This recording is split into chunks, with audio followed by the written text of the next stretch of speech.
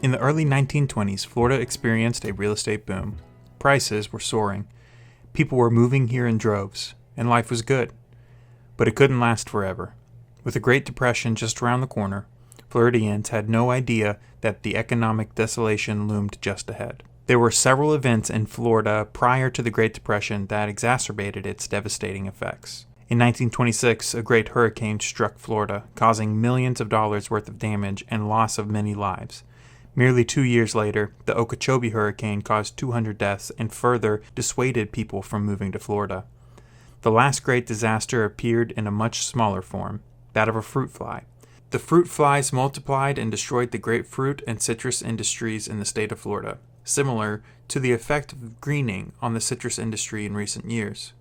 Citrus has always been the staple of Florida, so to have something decimate our signature industry dealt great damage to the economy.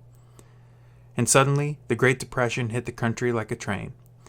In the preceding weeks, it had become obvious to some investors that stock prices did not reflect reality.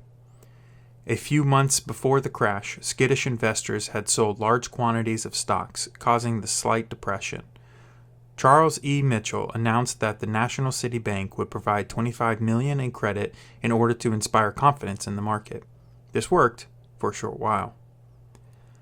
Since the market had recovered from the slight depression, many believed the market was still strong and it had been a fluke. Then, on October 24, 1929, a record 12.9 million shares were traded to what is now known as Black Thursday. Just 5 days later, Black Tuesday hit, and over 16 million shares were sold. This was the final blow to the stock market. Stocks became almost worthless overnight. At that time, most people had money in the stock market. Everyone from millionaires to barbers were affected by the stock market crash. Florida had been a state on the rise. Miami and South Florida had been attracting mass migrations of people throughout the 1920s. Rapid expansion and construction took place. This growth and expansion began to dwindle amidst the fallout of the hurricanes, but the Great Depression nearly sealed the fate of South Florida. Much like many other states, Florida could not afford to fix itself. One thing the state did was allow gambling. The state allowed betting on horse racing, dog racing, and Hialeah matches. From the winnings, the state took a tax. While this helped a little, the state was still in financial dire straits. Banks across the nation began to shut down. This caused families who had everything in the bank to become impoverished overnight. Once the banks closed their doors, there was no money available for the common people to purchase a place to live or eat food. People were forcibly evicted and businesses were closed. Tourism helped the state in those first few years of the Depression, as northerners sought refuge from the coldness of winter. Little help came from Florida's government. And then Franklin D. Roosevelt became President of the United States. And with his presidency came the New Deal. The New Deal was President Roosevelt's plan to get Americans back on their feet. He raised income taxes on the highest income up to 75%. He used this tax revenue to establish social programs to raise the standard of the average American, including the Social Security program that many older Americans benefit from today. He created the CCC, or the Civilian Conservation Corps, which provided jobs to millions of Americans. About 44,000 Floridians were employed through the CCC.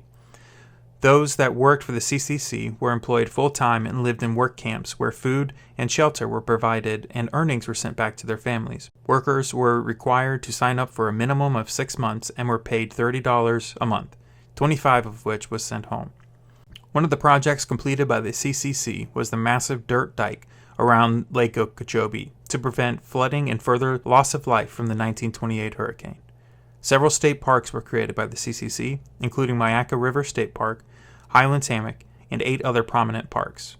The CCC was also responsible for finishing the railroad that stretched all the way down to the Keys. This railroad had been started nearly 10 years earlier, but due to severe hurricane damage was not completed until 1938.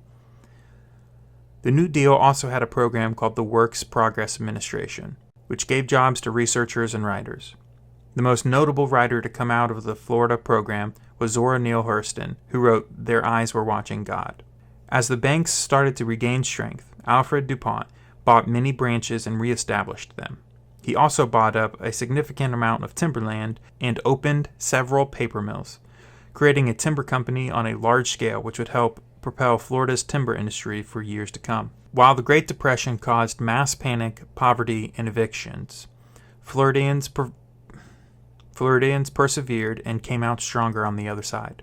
Because of all the new roads, railways, and airports built by the CCC, Florida was able to transport goods to other parts of the country and even export it to global markets. Nothing can keep Floridians down.